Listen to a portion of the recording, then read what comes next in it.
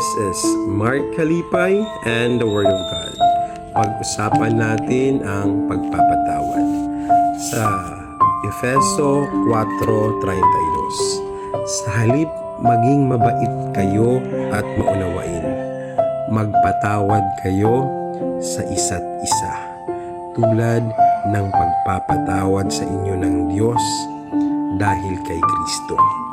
Ang salita ng Diyos ay nagpapaalala na ang pagpapatawad ay nagsisimula sa kabaitan at malasakit sa kapwa.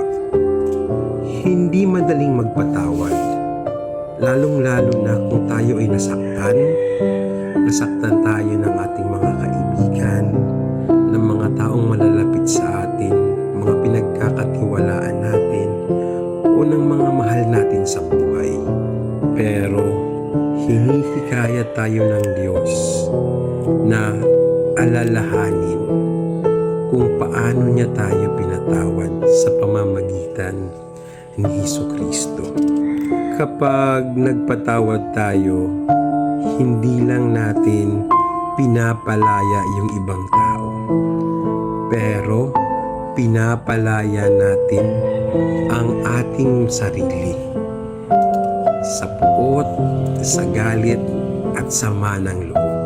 Tandaan niyo mga kapatid na ang pagpapatawad ay tanda ng pag-ibig, pagpapakumbaba at pananampalataya sa Diyos. Once again, this is Mark Kalipay and the Word of God. Let's spread the gospel of the Lord.